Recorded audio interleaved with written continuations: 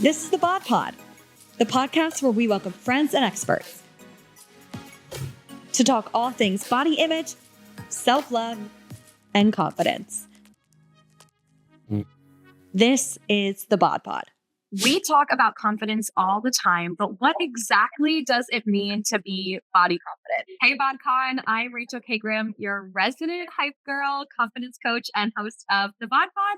I'm coming at you from Digital Click Studios in Brooklyn, New York, to chat all things confidence, how we find it, how we keep it, and how we grow it. Today, I am chatting with the amazing Miss Universe Canada, Madison Kvaltin, who was crowned in 2023. We're going to talk all about her journey to pageantry, her confidence journey, and beyond. So, Madison, I'm so glad you're here. Welcome. Thank you for having me. I'm so beyond excited to be here. You know, the BodCon in general has just been such a big part of my heart and my journey in the body confidence world. You know, loyal follower and fan. So I'm so happy to be here. It's so exciting to know that you've been a part of the BodCon community, like from the jump. And now you're here talking about your own confidence journey. That feels really full circle. So thanks. Absolutely. It definitely was a big goal of mine that one day I wanted to be really involved with the BodCon, and to be here today on this podcast is just like such a full circle moment. I couldn't stop smiling all day today. I'm so excited. Yes. We have such a beautiful smile. So we love that you're out here smiling, cheesy, excited.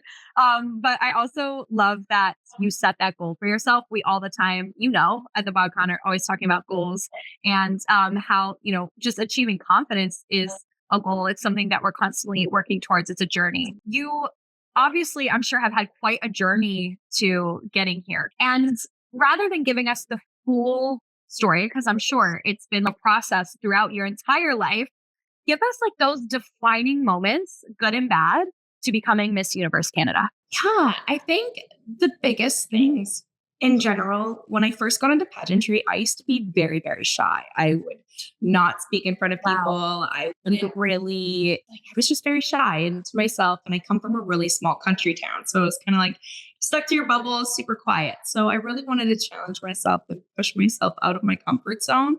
And then I kind of landed into pageantry, and it offered me this beautiful platform to talk about the things I was passionate about.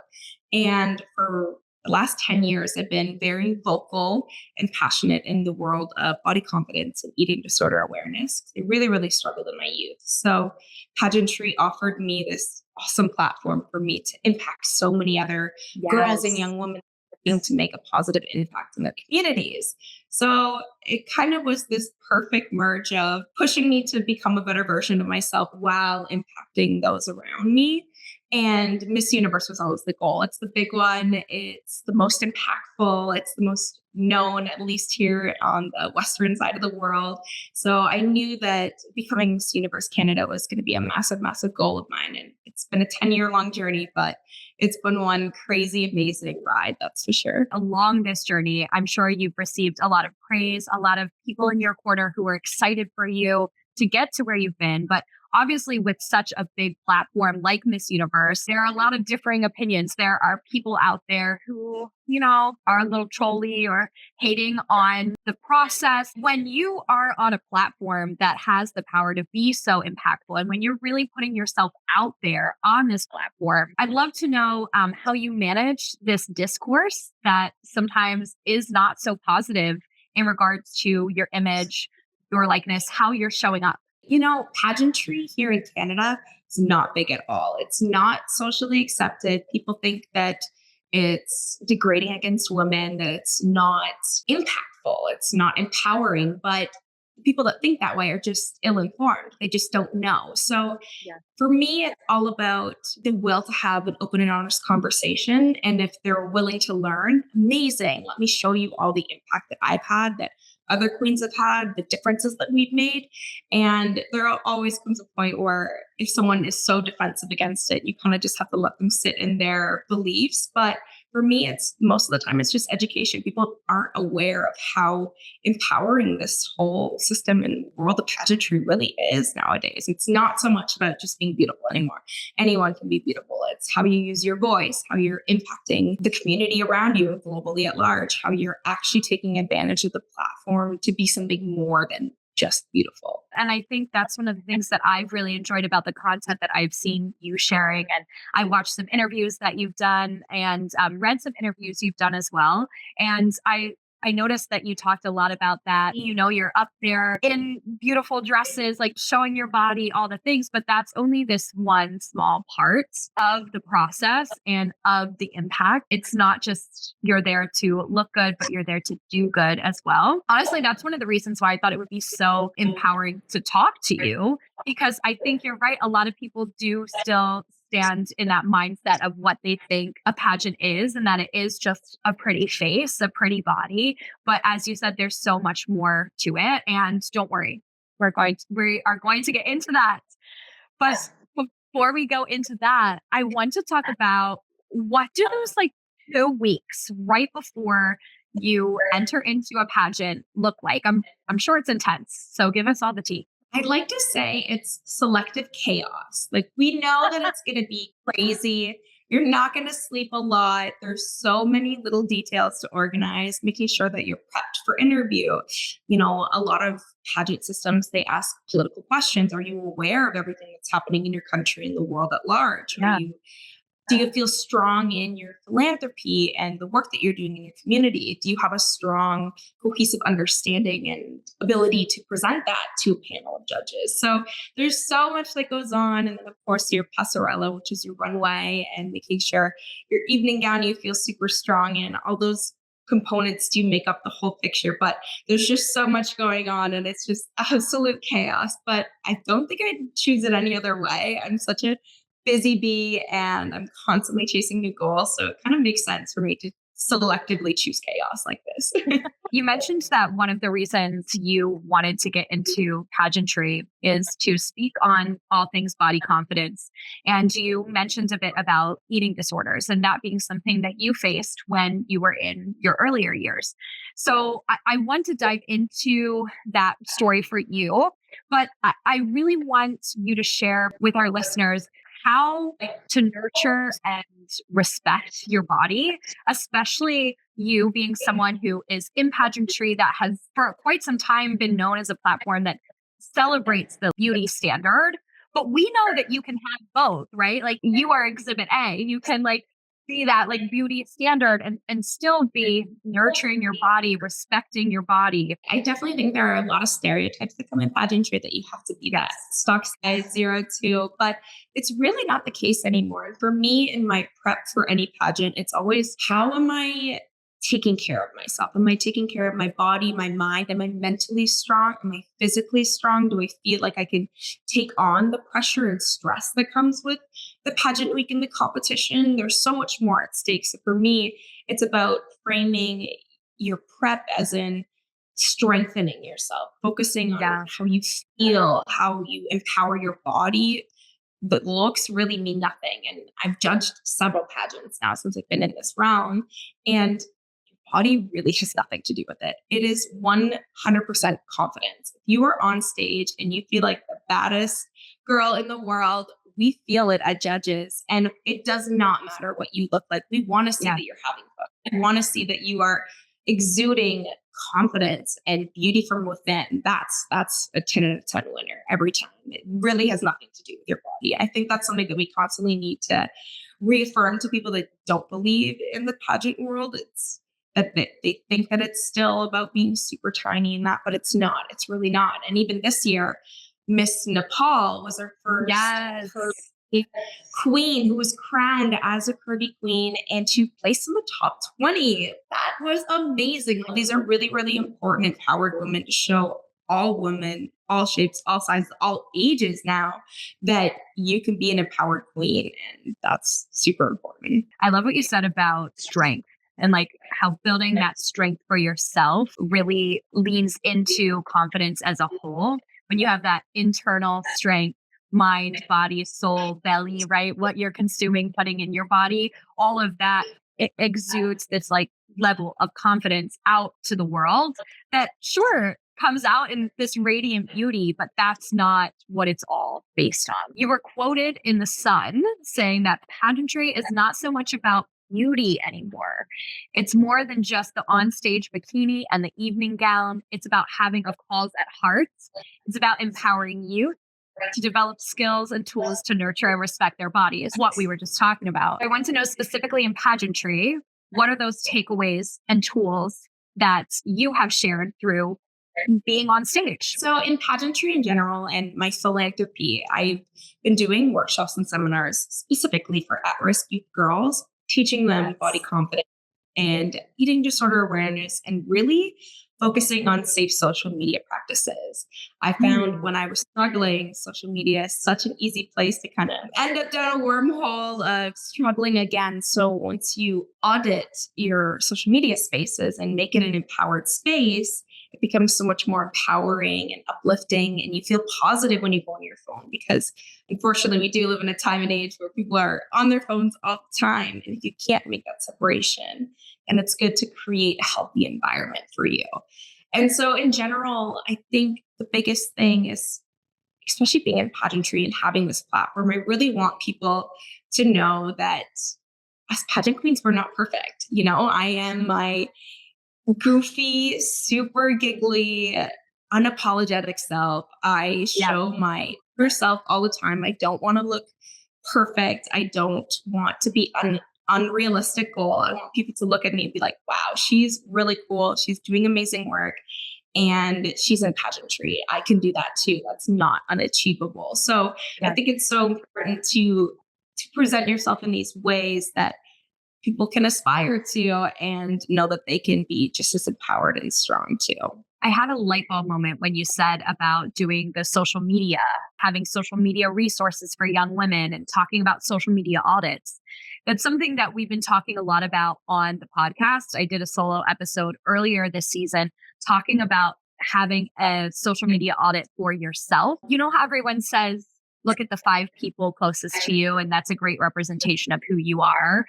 I explained how if you look at our social media, that's a great reflection of who we are, like what we're consuming, we put out, and the importance of consuming things that really relate to who you are, but also who you want to be. I would love to know, this was not something I planned on asking you, but I would love to know, what are maybe 1 or 2 of those tips that you give young women when they're doing a social media audit for themselves? First off, unfollow everyone that makes you feel insecure or less than. It doesn't matter if they're like supermodels and you love them. Like I love Kendall Jenner, but sometimes I need to remove her from my feed because she, to me, sometimes feels like an unrealistic goal. And it makes me think sometimes, you know, well, why don't I look like that? So I have to remove it from my space because if it makes me feel a certain way that's unhealthy, I need to create a healthy environment for myself. Totally. And 2, one thing I really like to promote to girls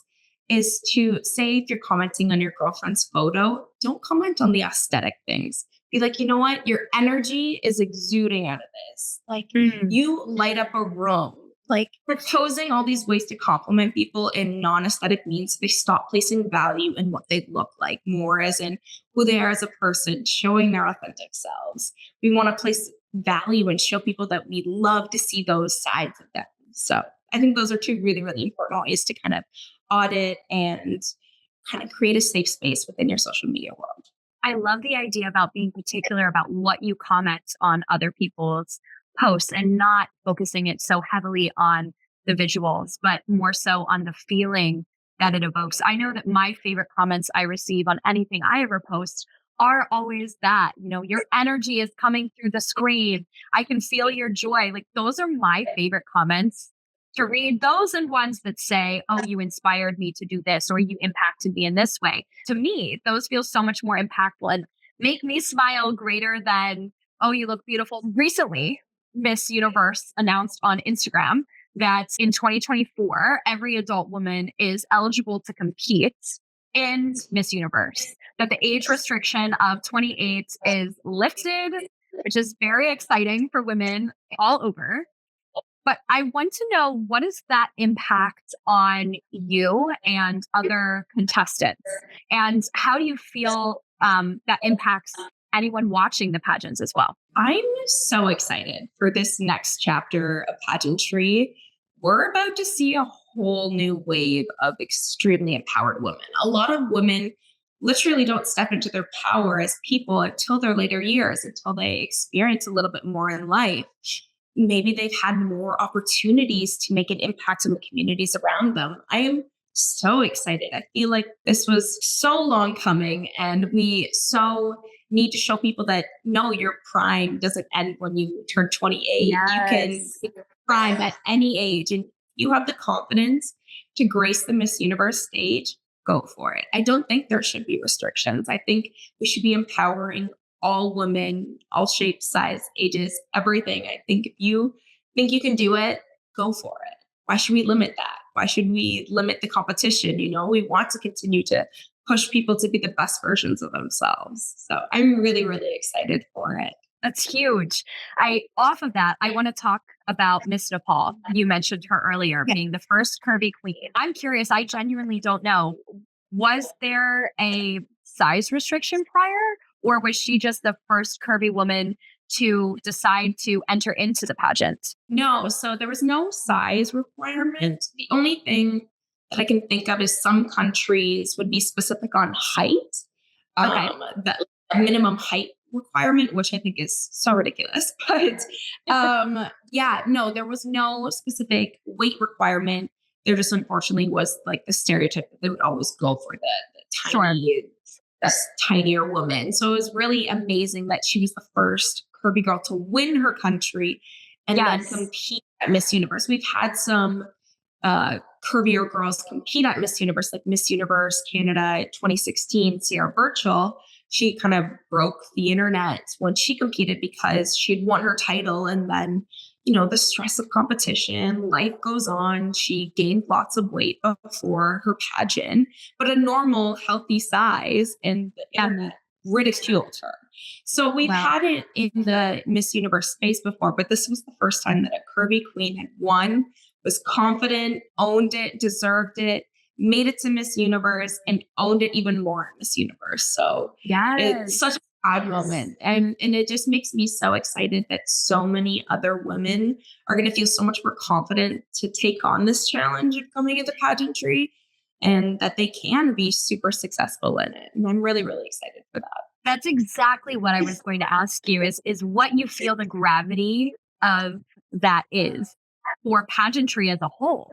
Because that really does, as you said, open the door for so many other women to feel, regardless of their size and now regardless of their age too, that they can show up on these stages and not only feel confident and empowered themselves, but empower other women to do the same. Absolutely. And I remember vividly at Miss Universe during the preliminaries when Nepal went out, the crowd went insane. Like the crowd was just so excited for her and really, really supported her in her journey. Even though we were in El Salvador and it's Latin America, they loved her, and it made me so excited and happy that, the audience was really accepting of her too, because that can be really intimidating, being a woman that's breaking these boundaries, and just have an audience maybe not react the way that you would like could be super intimidating. But the crowd went crazy and it made me so happy. And she was just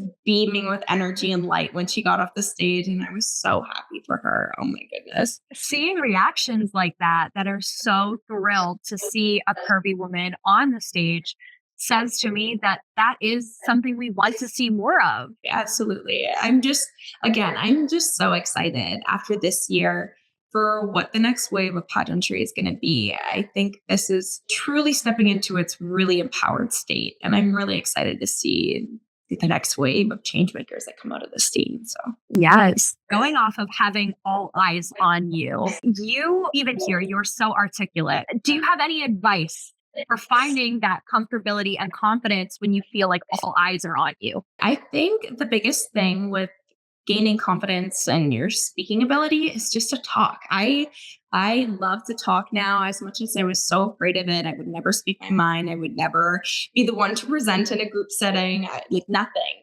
And I knew that I wanted to work on it. So you just got to keep trying. Make sure that you're speaking in a way that you feel what you're saying and you believe what you're saying, and other people will believe it too. Even if you're talking nonsense, if you're so passionate about it, people are going to listen and be like, oh my goodness, absolutely. So it's just all about that confidence and believing in yourself and just practice. There's no shame in practicing, even if it's in a mirror and you want to hype yourself up and practice your speaking skills. It's so important to do that. Tell us a little bit about the Body Love Club. Yeah, so I've been doing my workshops and seminars for about 10 years now. But the Body Love Club was kind of more an online progression of what I was doing in these workshops because I work with at-risk youth girls. A lot of the content that I teach, I'm not allowed to post. So I wanted to create an extension of what I've been doing for so long in the online space and kind of create, again, another safe space for people to go if they need help when it comes to confidence and learning to love their bodies, or they need some tips and tricks on if they're feeling low or ways to de-stress. So I really wanted to create another space where people can feel comfortable to explore body confidence and kind of strengthen that in themselves. So it was an extension of what I've been doing for so long, but I'm so proud of it, and I'm so proud of the impact that I've had. I had so many young girls come up to me and tell me how impactful I have been with my workshops and my teachings, and it just means the world. And when I was struggling, because I grew up in a very small country town, there were no resources to help me when I went through my recovery.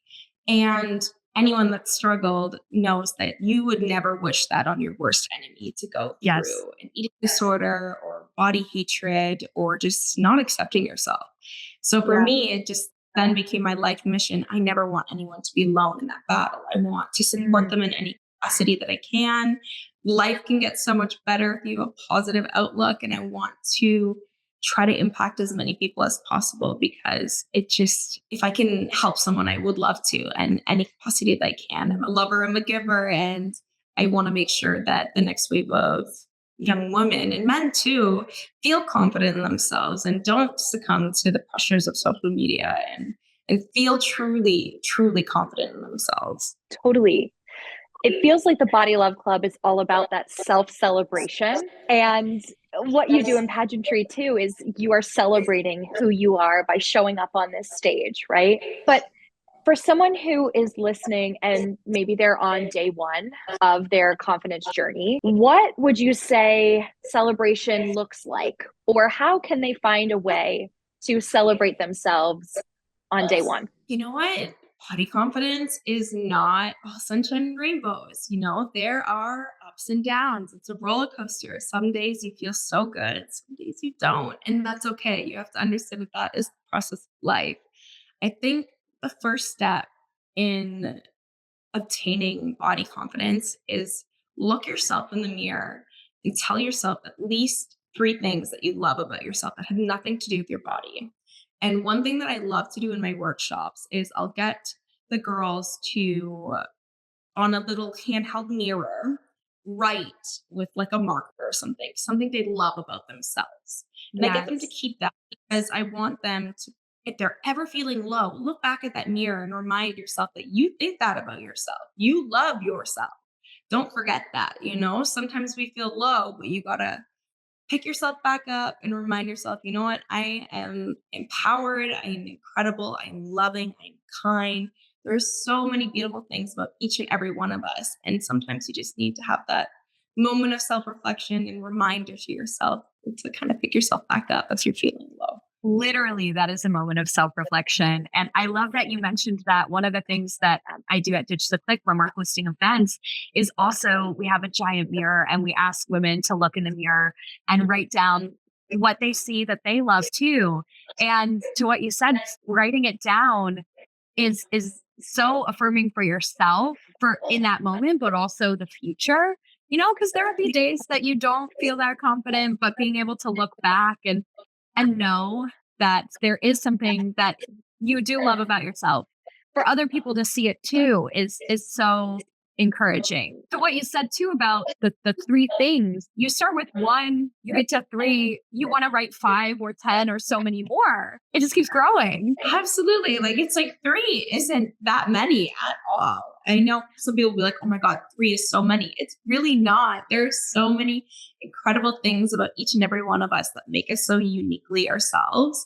And those are points to celebrate. We need to remind ourselves that what makes us unique is truly one of the most beautiful things about us. And we need to celebrate those things and remind ourselves that beauty comes in so many different capacities. And really the aesthetic part doesn't matter, looks fade, but the things that you do in life, the impact that you make can last a lifetime. So why wouldn't you want to achieve goals like that where you're making lasting impacts? I want you to tell us a little bit about Skilla Athletics. Give us the down low on your business.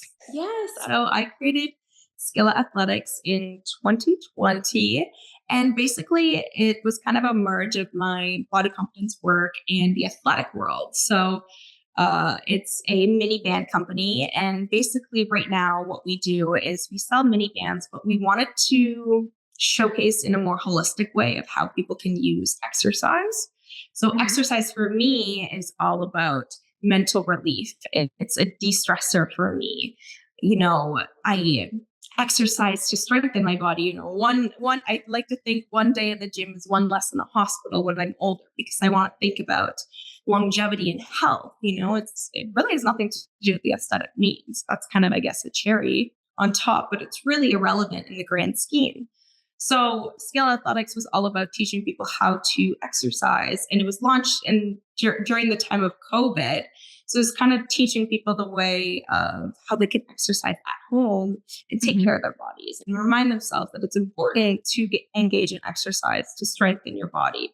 All shapes, all sizes, all ages. There's a lot of ageism as well in the athletic world. A lot of older women don't want to go to the gym because they don't like the way that their bodies have aged. So they feel intimidated by that. So I wanted to create a safe space for anyone, anywhere, to engage in exercise in that holistic way. You were asked in an interview, or I think it might have been your Miss Universe Canada interview, that if you were a book, or if there were to be a book about you, what the title would be. And you said, Not Afraid to Start Again, which I love that, by the way, especially with all that you share with us that you've experienced in your life. So I want to know, what is an actionable takeaway that our listeners can hear from you about starting again? Don't be afraid. Don't be afraid to start again. This life, there is not one journey. There's not one path. You can start over as many times as you want. Right now I work in the transportation and logistics world, but this is just my chapter right now. I can start over in a month, a year, 5 years, 10 years. It doesn't matter. There is no rule book on how life works. So don't be afraid to start again. Don't be afraid to take a chance, take a risk on yourself. Don't be afraid to push yourself outside of your comfort zone. That's what life is all about, is challenging yourself and growing and continuing to evolve as a person. It's so important to just put down those fears of starting over or failing or making mistakes. We all make mistakes. It's inevitable. So don't be afraid. Just go for it. You're going to sit in those thoughts and be so stuck in a position where you're too afraid to do it, but then you're just wasting time. So just act on your wishes, your passions, and go full force. Don't be afraid. The worst thing you can do is fall down, but you get back up and you learn. You learn from your mistakes. So don't be afraid. Yes, there's so much power in simply getting started too. You wouldn't be here having this conversation as Miss Universe Canada if you didn't just start. You had mentioned about being shy and being nervous about putting yourself out there. And if you didn't start, you would have never been on these stages. You wouldn't be on this podcast.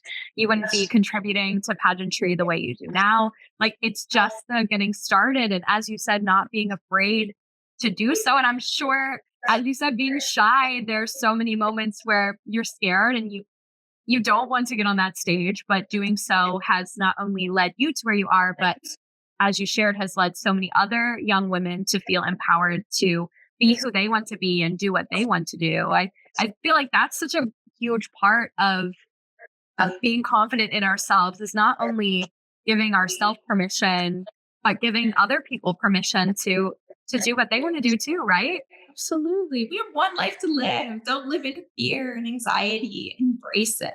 So, Madison, you gave us a little sprinkle of what you're up to right now, but I would love for you to share what all is upcoming for you, what we can look out for, where we can find you to follow along with your journey. Give us all of that. Yeah. The last few months post Miss Universe have definitely been in a decompression state. I've been trying to relax, recoup, and reflect on my journey at Miss Universe. So this was kind of the end of a lifelong dream, pageantry and achieving Miss Universe was such a big goal of mine for the last 10 years that now that I've achieved it, I'm kind of at okay, well, what's next? So there's a lot of fear, but that I can really make whatever next of this chapter. So now that I'm kind of slowly itching back to normal life, I'm really excited to continue working on my business and Body Love Club. I'm so excited to hopefully work with some girls in the pageant space. I think I want to take up a bit more of a coaching standpoint to empower more women to join pageantry and really reap the benefits that come out of pageantry. So I'm really excited to empower more women in that space as well.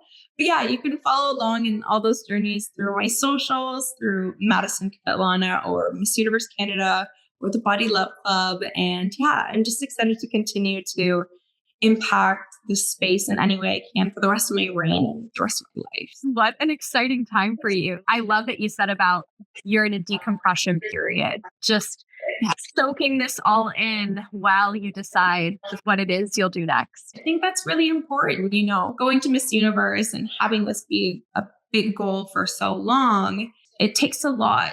It takes a lot on you when you achieve that. Yeah. And you're like, okay, well, that was my whole life for the last 10 years was to reach this goal. So it's not imposter syndrome, but it's also like, okay, let's evolve from this. How do we continue to still being impactful?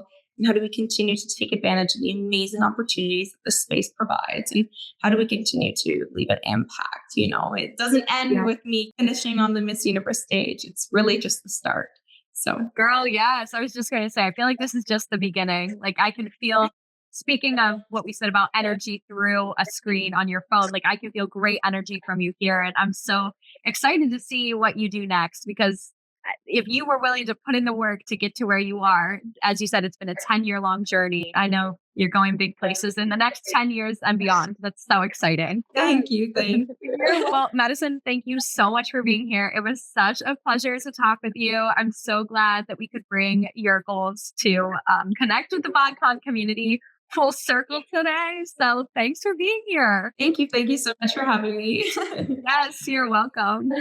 And BodCon listeners, if you like tips and resources like Madison and I have shared today, be sure to check out the BodCon app, where we're having conversations like this in real time. Access our confidence series on the BodCon app, featuring content from licensed body confidence experts who are sharing their own stories and their tips that are sure to take you to the next level on your confidence journey too. And be sure to keep up with all things BodCon on Instagram at the BodCon, on TikTok and YouTube at the BodCon. And finally, follow this podcast and leave us a review because we wouldn't be here without you. So thank you so much, and we'll see you next time. Bye.